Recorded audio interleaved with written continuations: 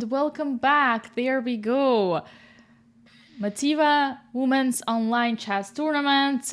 We are expecting round 6 to start very soon, but before that, we are here back with you, me, Grandmaster Dina Belenkaya, and Grandmaster Anna Muzychuk. And we've got so much action going on. Anna, do you have any expectations about who is gonna win the whole event? Oh, it's really very difficult to predict. 5 rounds have passed, and we have 3 leaders. It was quite a short break, so I believe many of the viewers who are here before the break are still with us, and they knew what happened, and they are looking forward to the start of round 6. Let us remind you that today we have 13 rounds, and it's a women's tournament with a time control of 3 minutes plus 1 second increment starting from move 1. And this tournament is sponsored by Motiva and organized by Dina. So welcome everybody.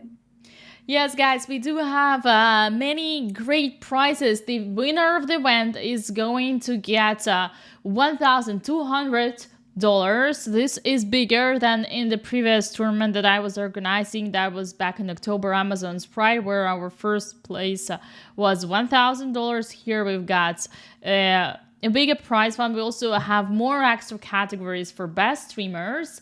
And another format, same time control, but yet so many strong players. And Anna, when our first tournament in October finished, so many players have messaged me asking, Dina, when will you organize the next one? When is gonna be the next tournament? This is so cool. We enjoyed it so much, and we wish there were more tournaments like this supporting women. And it's indeed very good. It's very great to have to have something going on for women, and we want once again to thank Motiva for helping this time, supporting the event, and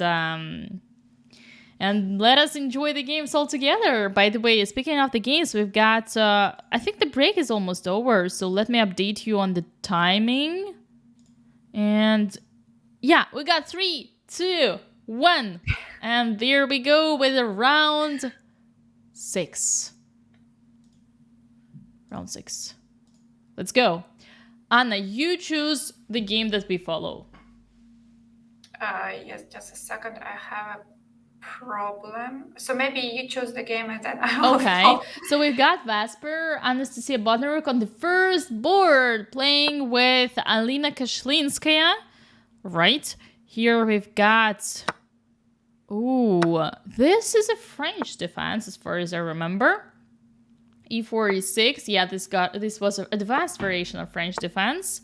And this is interesting. Yeah, Alina is usually well known to be one of the strongest in openings when it comes to openings preparation. Maybe Anna has another thought on this mind. I am actually something happened and I am trying to refresh. Okay, now I am back. Yeah. Perfect. So it's French, and Alina. I think she played it even when she was a kid, and now she's sometimes still playing French. Sometimes she plays E5. So. Now she can choose between different openings, and usually she's well prepared in the openings. Alina is married to a strong Grandmaster, Radek Wojtaszek, and right now she lives in Poland, but she's representing Russia, and she's the member of Russian national team. Yeah, and she made a very great performance on the latest Women's World Team Chess Championship in Spain, Sagest, and now there we go. She's here, and it's also a big honor for us. I'm sure she will become Grandmaster one day soon. And what do we have here on the board? What about this G4 and attacking Black's King? Who would you give preference in this position, Anna?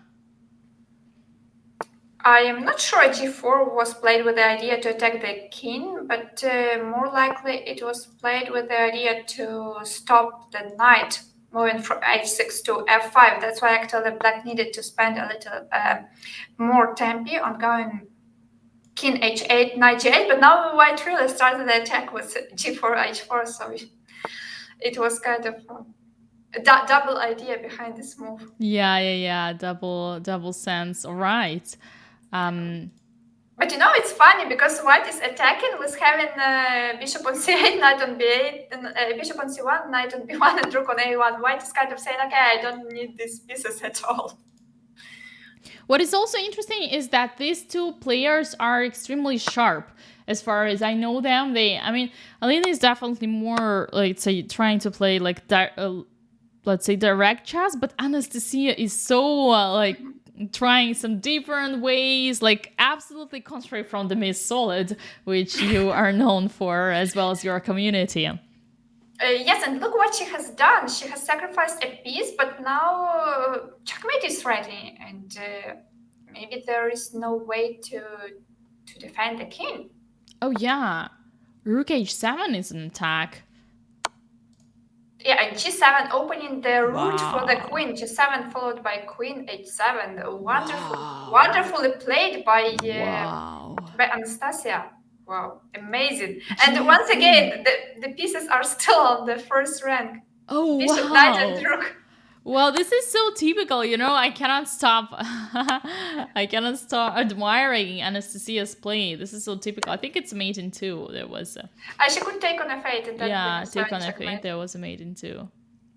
She preferred to play with 2 queens. I know, maybe this is not over yet. Maybe just queen g to g7. Taking on e6. Oh, but the king is moving. Yeah, the king is moving. That's what I was saying. Rook f2, a very good practical chance. Wow. Okay. So, king h3? King h3, that's a nice idea. Yeah, this is a little bit pity. And also Anastasia had 1 minute on the clock, right? And pity she didn't find the... But okay, this is still completely winning. So we got bishop f5, for instance. Bishop f5? And yeah, bishop f5 is good, but now there are some checks, so you have to be careful. Ooh. Wow. Okay. It's mate in 3. But okay. Position is winning. We should not lose courage. Queen b2, maybe knight. Oh, okay, she decided to give 1 queen. So, wow. Okay, but it's now queen and exchange. Up. So queen and exchange up. It's only +8, with all that material, it's only +8. Yeah, but at least there is no mate happening to white king. This is the most important. There is no mate threat. Yeah, but okay, wait, d4. Now we take one piece. 1 piece? You still keep some hope. No, but piece by piece, But it's just a lot. Yeah, and then we'll collect all the army. Step by step, we'll find all our soldiers back with us. This is such an interesting game. A very unusual one. It could have ended long ago, but it's still in progress. But okay, after rook a f1, now all the moves are relatively quite easy. Okay, knight b4. Let's give a check. Okay, knight b4. Check is important. This does look more like a mating net to me. Although bishop bishop will never come. You can just go king b1 and bishop. If only bishop could jump to d3. Oh. You found the best square where it's attacking everything. Well, and look how Alina is fighting. Yeah, very good. Never giving up. Okay, now bishop d3, then taking on a2. Seems like white is doing everything, to get mated. But there is no mate. Did you see that trap? Wow, that was beautiful. Well, the queen c3 was perhaps even the easiest way to queen d3 to proceed, and then given the queen, but trading all the pieces. Yeah, rook e3, just take it. Oh, rook c6 and then queen e5. That would be a double attack. Yeah, rook c6, queen d4, right? Yeah, well, okay, there is nothing here. No, rook c6, there was e2. E2. Okay. Okay. Okay, finally she took on E3. Yeah. No, No, okay. this I don't expect any surprises It's here. almost. It was almost. It was a check. That was a check. Yeah, it was almost Fork. Yeah. fork there. Yeah. Yeah. These players are so funny to watch. Just don't blunder. Oh, knight is trapped. Is gonna be trapped soon. Queen E2 on the next one. Yeah, queen e2 and yeah. Well. Oh, what a game! Carolina resigned. What a game. Bravo, Anastasia. Well done. Let's see if we have others. We've got who we haven't seen yet. Okay. We've got May Goose, International Master. Who is May Goose? International Master from... Marina Guseva versus Bin from... International Master from Vietnam. This is interesting. White should be winning, right? Yeah. Just taken on h5. Black actually resigned. Correct. I'm wondering what time is it right now in Vietnam? Must be pretty late. We've got more games to have. Hey, here we I will check time in Vietnam. Do you think they have only one time zone? We have Paris Jennifer from Paraguay, woman international master. She's playing against Daria Voigt. And what do we have here? 10 past 11. 10 past 11. In Hanoi, in the capital. Okay, that's very showing a lot of dedication to chess, which cannot be pleased. Okay, this completely lost for Paraguayan player, and Daria won her game, and that was round 6. Okay, yeah. We've got... Still one game, but Black is totally winning. Olga Ustyanova is winning against LN777. I think it's Yelena Kucherenko. Right, Ukrainian chess player.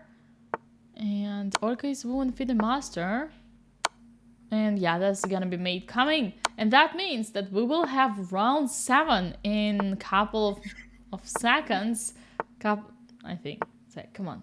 Okay. Yeah. She decided to go for extra queen. 95 moves. 95 moves. Women are fighting until the very end. Wow, this was pretty mean. Okay, we've got round number 7 now, Anna. You have to choose the game that we are going to follow.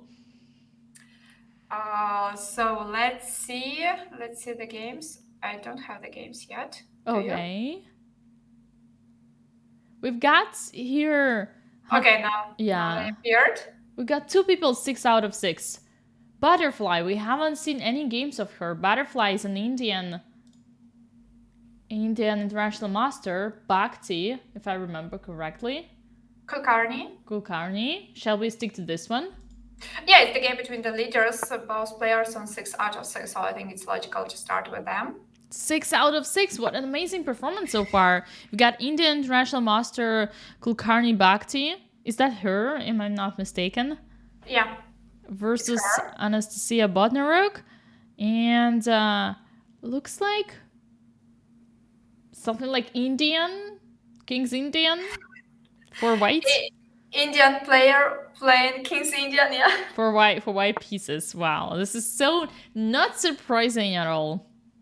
Well, double fianchetto for white, and kind of untheoretical battle. Yes, white is building its own plan. Black is also trying to build the plan they want. All right. To achieve. Well, playing e5 and allowing d5 with the rook on e8 is usually not so good. Black would prefer to have the rook on f8 and then jump with the knight from f6 and push f5. On the other hand, the bishop on b2 from white side, the bishop on b2 is not well placed in all these setups. The bishop should be somewhere on e3 or g5. Yeah, indeed. Bishop watching in front of this e5 pawn seems pretty weird. Now we've got the rook that will... there we go, coming to c1. And queen b8. Also, Kulkarni is an Olympiad player as well. She, I believe... I mean, now I'm saying it, I'm not sure, but I definitely think she has already played for Indian national team before. Online Olympiad, maybe? Yeah, she played online, offline. I played with her a couple of times. So One of yeah, the she's strongest Indian experienced. players. Yeah, unfortunately, Hampi Konaru and Harika do not play that often. Harika played almost all the time. Yeah, Harika played on. Yeah, that's correct. And yeah, but here we have still a lot of very strong Indian players in our tournament as well, and that's for me it's always very great to see so many different countries. I've already said it before, and here we've got an Indian player who's leading. It reminds me of finals of online Olympiads 2020 Russia and India, and that story when two they both got golden medals. Definitely were not happy about it, but let us concentrate on the game. What do we have here? Yes, so now we have kind of an King's Indian setup, and as far as I know, Anastasia, she has played King's Indian all her life, so she's really very experienced in these pawn structures and very familiar with the plans. So this is actually very important for the Blitz games to play the openings, to have setups with which you are familiar because you have no time. Yes, and you need to have these instincts and to have these patterns in which direction you should go. So even if some openings are not let's say great for classical chess, but you feel them well, you can still play them in the Blitz games because you feel them well and you just play by intuition. So I think that playing King's Indian from Anastasia's side is a good choice. And yeah, she's playing. She actually before Bishop G7, she has made all her moves pretty fast. She did spend quite a lot of time on Bishop G7. I think she's preparing H6. Kicking the Uh, knight away. yeah, getting the knight away, and then maybe she will try some ideas of attacking on f2 or something of that kind. Oh, bishop e2. Maybe knight e6 is the point. Yeah, knight e6 played. Knight Yeah, on g4 is 96. attack. Wow. So beautiful. Yeah, that's a great idea from Hatke. Okay. And now it's not clear what black should do because given the g7 bishop, we know that it's quite dangerous. On the other hand, if we take on e6 with the pawn, then white takes on e6 back, attacking on d7 and attacking on g4. I think it's a big miss by Anastasia. This knight e6 idea. Yeah, knight is going back to f6, and now okay. What will white do with their knight? Knight g7. How about this move? Yes, taking on g7, then maybe even thinking about f4, opening the diagonal. Finally making life for this bishop on b2. Yes. Yeah, actually, that's what she's doing. Yeah, bravo. She's going for it. She's listening to Anna's advice. Let's hope she's not listening to our stream. Yeah, otherwise it would be cheating. But for those of you, by the way, who are wondering, we do have some very decent anti-cheating policies. We have a Zoom call for all the participants obligatory. We have an arbiter there, arbiter from international arbiter Alexander Prohor from Ukraine, who is monitoring the call, and players are sharing their screen. And those who are streaming, they also are in the Zoom call as well. So it's all very highly protected, and also the official results and the prizes will be given only after the chess.com anti-cheating policies control, and the games will be corrected, will be checked for this as well. So you may be sure that there is nothing that will skip our eye. Yeah, that's very important for online chess because otherwise you can never be sure if the player is playing fairly or not. And actually, now we have got some changes in the game. I think white missed this knight e4 and the pawn on e4, a very important pawn. And now Anastasia is playing for the win. Oh yeah, that's true. Queen e4, then taken on e5. Did you see that evaluation bar? I thought Oh, bishop c6 instead of queen e2. and she offers a draw. Who? Someone offered the draw to someone. I heard it on my. I didn't see that. Wow. Oh no! How is it changing so much? Maybe now just a perpetual check. Yeah, now it's gonna be a perpetual. This is the best that they can do. And there we go for a draw. Wow, what a roller coaster! Such an intense game. Yeah, very interesting one. Big fight. Wow. Congrats, I would say congrats to both of the girls. Yeah. Both sides had chances in this game. When you see such games, you really wish that like you don't want anyone to lose because it's so painful. Yeah, true. Because when there is like a roller coaster, you believe the draw is the most fair result. Yeah. Correct. We got here Anna Maya. She just won their game. Never mind. Anna Maya is streaming right now. Very big shout out to her as well. And okay, this player we already saw. I'm trying to find some players who we haven't seen yet. We've got Sabrina G. She's a queen up. She's gonna win. Oh, we have Medalia versus Anastasia Nazar, but like it's 2 queens and knight up. Wow. 2 queens and knight up. Finished. Anastasia Nazar from Finland won her game. Okay, that means that the round 7 is about to finish, and we also have one more break after round 10. Here we got our last game, and yet again we have the player that we already saw, Elen777 from Ukraine versus Elena Al. And what do we have here? Oh. Yes. Yeah, black won by time. Yeah, okay. But that was winning. It was also winning. Logical. Right. Yeah, it was also logical. All right. We've got 2 players with 6.5 out of 7, and we've got 3 players with 6 out of 7. So this is the leading group of 5 people. Anna, you have to choose the game. I have to choose the game. Well, let me find the games. I think we will get them soon.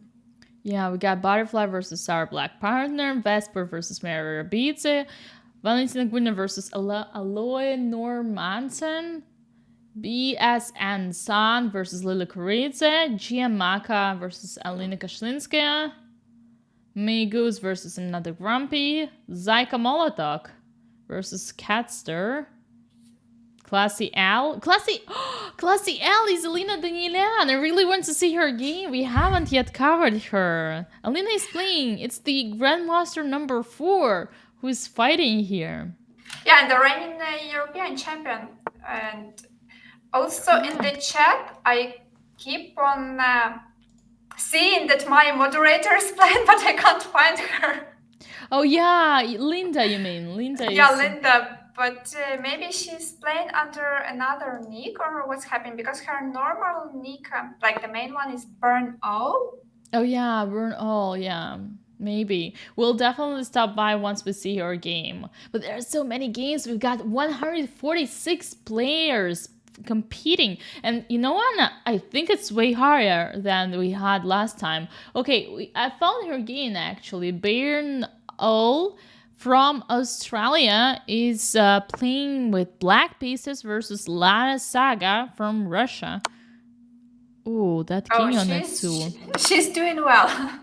Okay. I see her game from the stream, not from. I couldn't find her on the list, but yeah, thanks for picking it. Yes, it says we have this game right now, and yeah, you can type in the chat of chess.com / follow bar. And then follow. Yeah. Yeah, you can try this way. I see this queen on h4 and I see the king on g2, and I have to tell you, I'm not feeling comfortable with these two, being like together here. And this rook on h1 doesn't feel like rook. Also, all white's pieces are on the last rank. And also, like, this player, pushing the pawns like this, it seems like this player must be playing her first to second online tournament. And, I mean, chess tournament. And this is very nice. I mean... But look, just, look how it started. Record checkmate on move number 2. Oh, okay, then that's definitely an experienced player. No, actually on move number 3, sorry. Yeah, g4. G4, the grab opening, although f3 is not the way. Okay, to everyone who is watching this game, do not forget that it's very important to put your central pawns into the center first and not the side pawns, and then develop your pieces. Good. And then? And then castle. Yes, and then? And then connect your rooks. Yes, and then? Bring your rooks to the center. No. Connect the rooks, and then there is one important last point in the list. You do not connect the rooks? You don't bring the rooks to the center? Okay, you connect the rooks, you kind of, and then it's like, there is kind of the joke that after, occupying the center, developing the pieces, castling, and connecting the rooks, you can offer a draw. Wow. Okay, do not tell me it's Vichy who told you that during the World Championship commentary. No, it was some, I don't know, it's old Soviet school, and they made these kind of jokes, like after you made everything correctly, and then it's kind of depending on the position what you should do. So there are some general recipes, yeah. So now you can offer a draw. Wow. This is so open-minded. I would never think about it. You learn something every day. No, it's either you know about it or you have it, or you will never. You cannot find it. Speaking of, let us see how things are going in this game. I mean, how happy are you just collecting the for pieces, Linda right now? Yeah, things are going well, and I think she will win this game. So maybe we go back to the game of the leaders. Yeah, let's go. I suggest we go take a look at Grandmaster Elena Danilian. She's a current reigning European champion, and she's a Grandmaster. We have 4 Grandmasters here as far as I remember, and she's playing versus Daria Void, a woman Grandmaster from Russia, and Lena is from Armenia, and we've got D5, this maneuver. Also, if I remember correctly, Elena won 2 women's chess championships, or at least one. And I am sure about one. Yeah, one. About the second one, And I remember, she qualified. She wasn't invited, so she qualified. Yeah. She made her way through all those qualification tournaments. That was a very amazing achievement from her. Okay, we've got this rook on e1. What does it mean?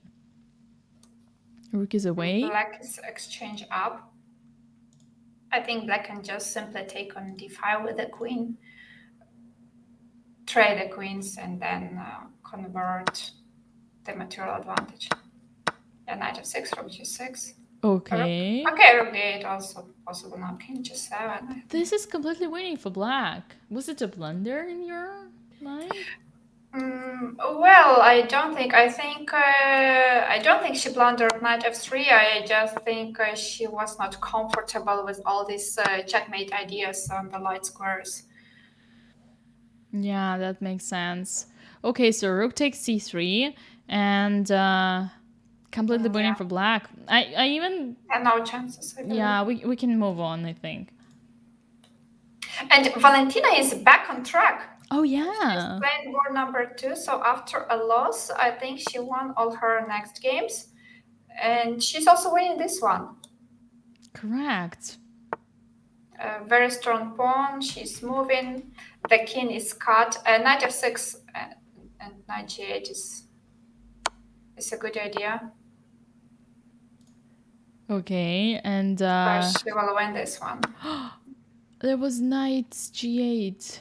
Oh, no, yeah, but I think king f5 and threatening rook g6 is even stronger. Look at the photo of Aloy Normanson. That was yet another bad Harman. But okay. I think it's on trend. It's on trend. We've got more games. Butterfly versus Sarah. Oh, Sarah won. Sarah is taking the lead now. This is exciting. Yeah. We got Lily Koritsa. Totally winning. Wow.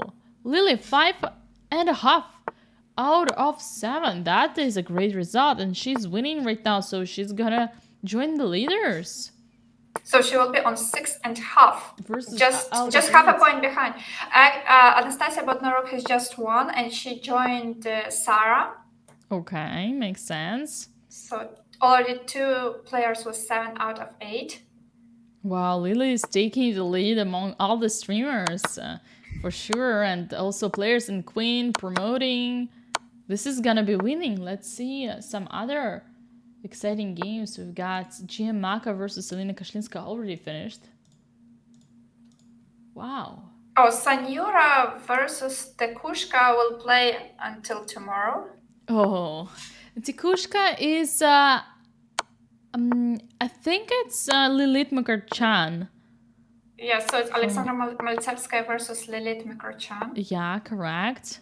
And they will play like forever. So this is a perfect game for us to follow. A wonderful game. Yeah. Oh, the knight on G2 doesn't look so promising. Did you see But Bishop? maybe Bishop, did you see Bishop H4 that was this way? Bishop H4, knight takes and... no, I didn't, but I realized. Yeah. And there was... Yeah. According to the evaluation board, there was a win somewhere, but we didn't see it. And now it's likely a draw. Okay. Still... You think there is a way to trick? Well, maybe, flagging or... Bishop on a1, that was classy. Yeah, just to put this bishop somewhere that it the doesn't... knight would not interfere. Oh, she doesn't even take. Wow, this is so... How would I call it? Professional. Yeah, laughing. I would call laughing like at your opponent.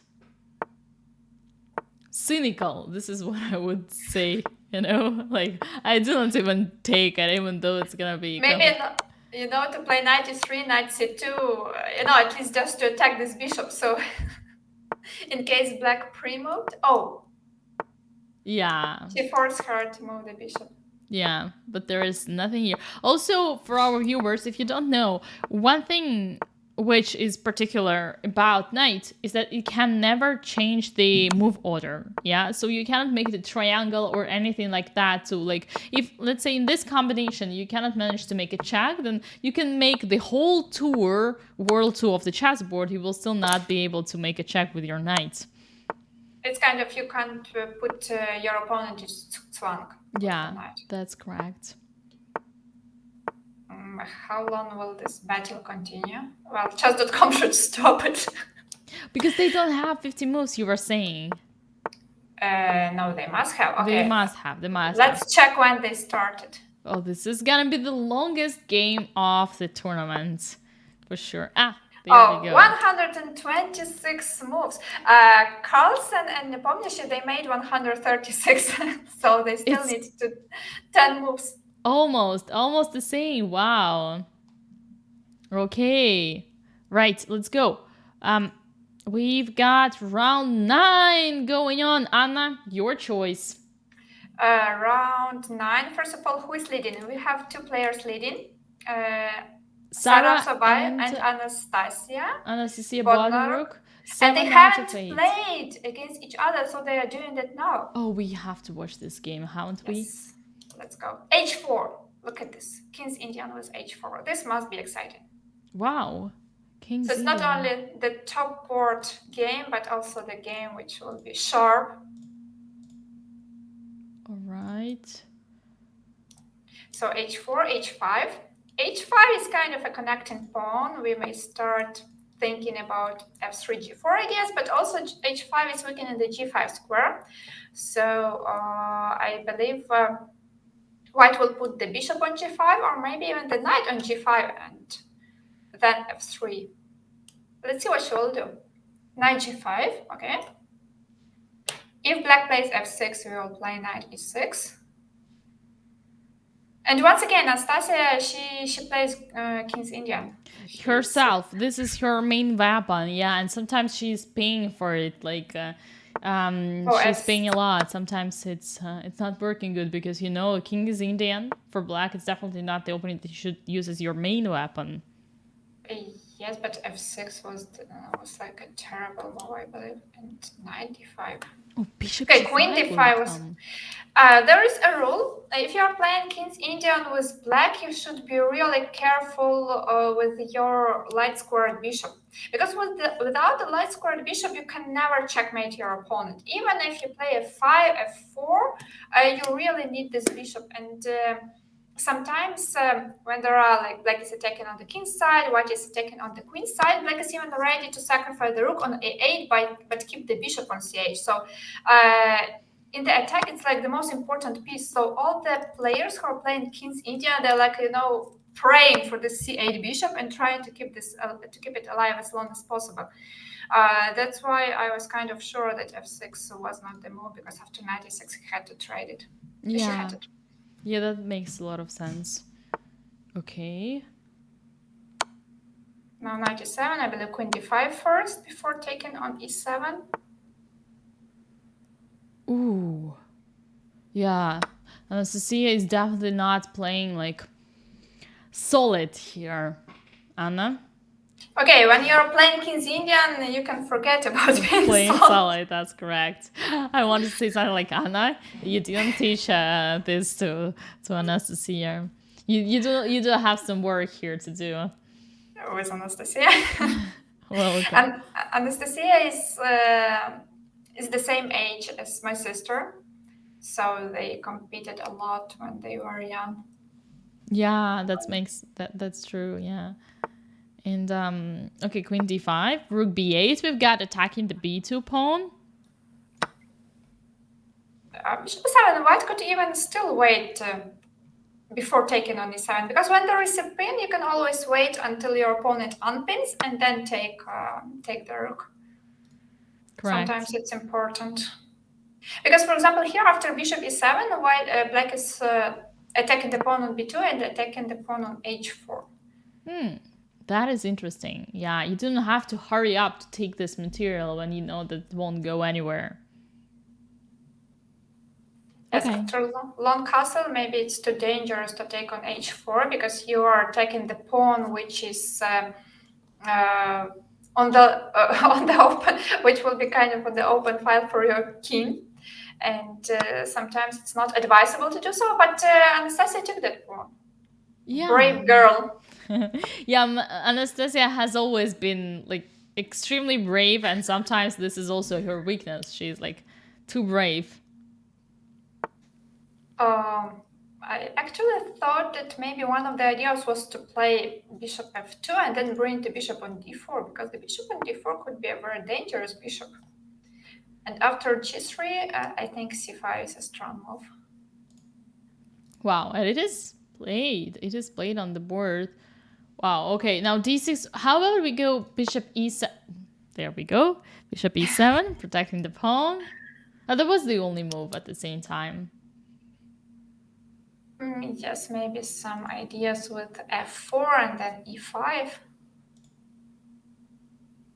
I think that if we open the files, the king will be quite weak. Yeah. Yeah, we opened this file. Yeah, it seems like we don't have much of resistance here, do we? Yeah, king b1 also quite a good prophylactical move. Yeah, it seems like the game is going into one direction. Let's see the technique of How to win. Sarah. Yeah, how she's going to win that. How she's going Because to it's outplay. Because one thing is you got the winning position, and another thing is to win the winning position, right? Yes, and sometimes winning the winning position is more difficult than getting the winning position.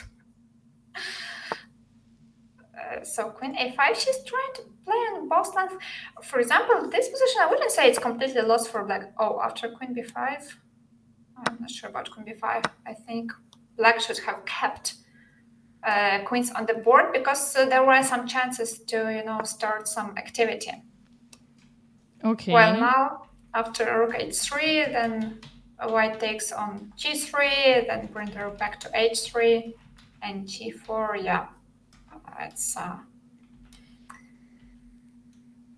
think Sarah will be able to win it. Yeah, I have absolutely no doubt that Sarah will win. It's just too easy. You've got this extra exchange, and Black has absolutely zero counterplay. This is the most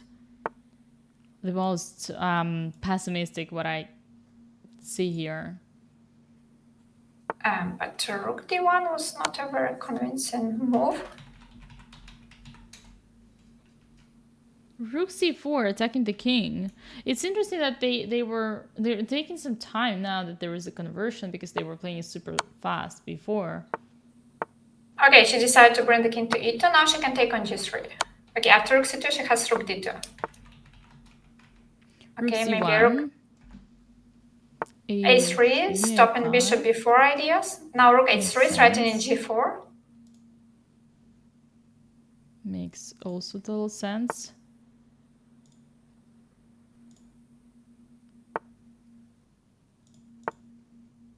Rook g1, attacking the g2 pawn.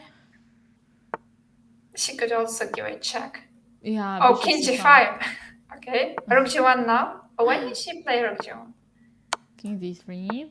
Yeah, white is improving, and unfortunately. Yeah, but now she. g3 pawn. Yeah, g3, and now just running with the h4 pawn. Why does she care about these pawns? That actually makes some sense. Bishop f2. What happened? Look, she's winning now. This is Blitz. This is Blitz, and this is unpredictable. And Anastasia won that game. The game where she was completely lost out of the opening. During most of the game, but eventually she won it. Oh my. Wow. Yeah, it's a huge upset for Bibi Sara because she played very well most of the game, but then she lost her thread in the time trouble when she was down to seconds. Anna, you were so right. Wow, you were so right. We needed to stay until the end of this game. Wow. Oh, this must be the most painful thing. I mean, you've got zero counterplay, exchange up, completely winning. You've got time, and yet your player manages to swindle you. This game should enter to the how was it, like, best art of swindling or something like that. We've got round 10, Anna. Round 10 has just started. Which game do we follow? Oh, let's follow the collage between the Russian players, and it's the top board. Daria Voigt against Anastasia Bodnaruk. Is it another? Yeah. Caro-Kann. No, it's Caro-Kann. Okay. Knight d2, knight b3. Suddenly, the setup with force move knight d2 and knight b3 became popular.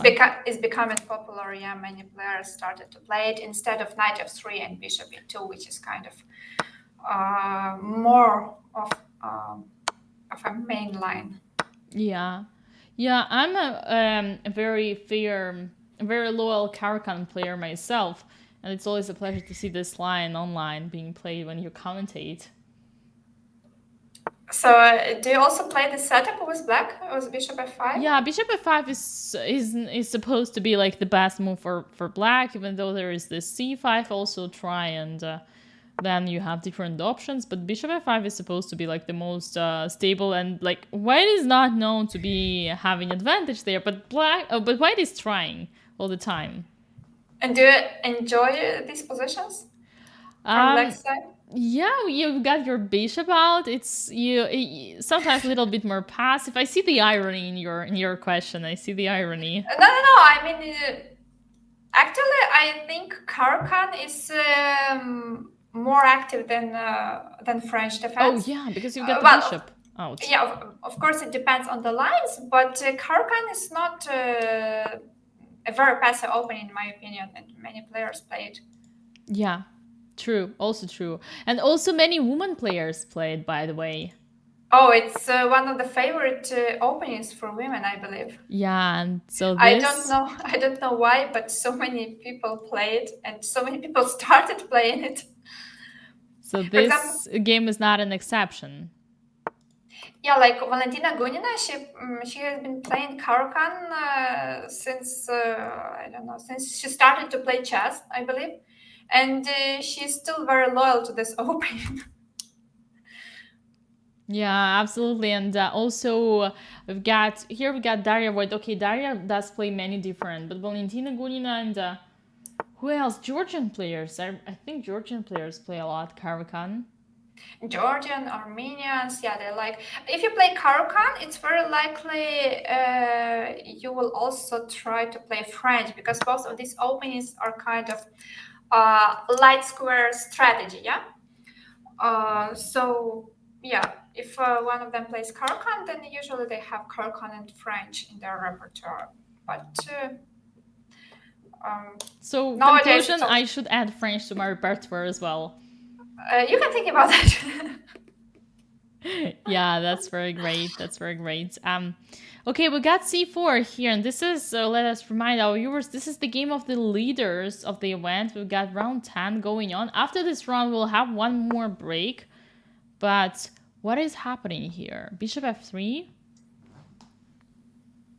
I prefer white. Black skin is still in the center.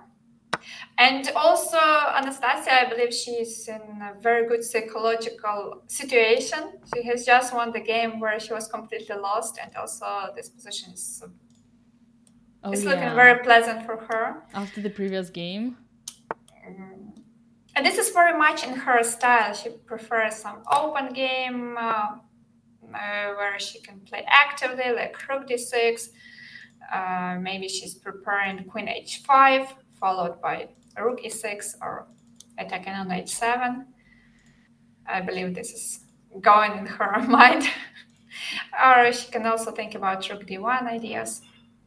Yeah, the previous game was such a big swindler. Wow. It's not usually that you've got such a thing, and she managed to. Rook d6 also, I really love this. I mean, even if when you do not play tactical, when you're a solid player, strategical, you say this outpost, it's worth your career.